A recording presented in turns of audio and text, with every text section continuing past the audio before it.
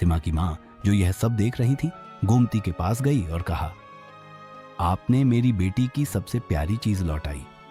हम आपका आभार कैसे व्यक्त करें? गोमती ने सिर झुकाया और मुस्कुराई। उसने कहा, बच्चों की खुशी में ही हमारी खुशी है। उन्हें दुखी देखकर हमारा दिल भी दुखता है। सीमा की मां ने सोचा कि गोमती की मदद को बस इतना ही नहीं छोड़ा जा सकता। उन्होंने गांव में यह खबर फैला दी कि गोमती ने सीमा की गुड़िया ढूंढने में मदद की। गांव के लोग, जो आमतौर पर अपने काम में व्यस्त रहते थे, अब गोमती की सहायता करने लगे।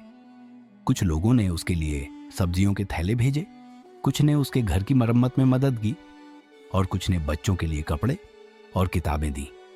गोमती की आंखों में खुशी के आंसू आ गए।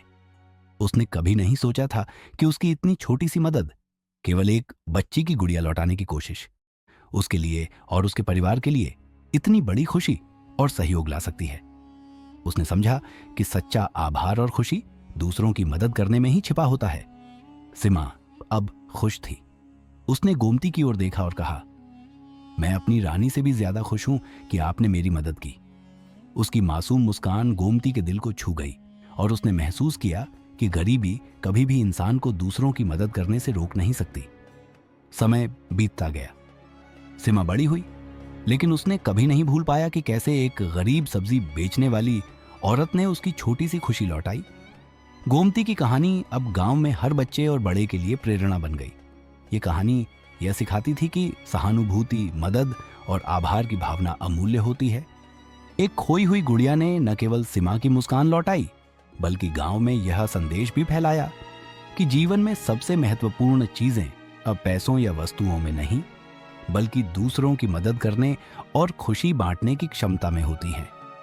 छोटी सी घटना, छोटी सी मदद, लेकिन प्रभाव इतना बड़ा। सीमा की खुशी, गोमती का आत्मसम्मान और गांव में सहानुभूति की भावना, सब कुछ इस एक घटना में समा गया। यह कहानी हमें यह याद दिलाती है कि छोटी मदद भी किसी के जीवन में बड़ा बदलाव ला सकती है और दूसरों की खुशियों में खुद की खुशियां खोजने वाला दिल कभी खाली नहीं रहता।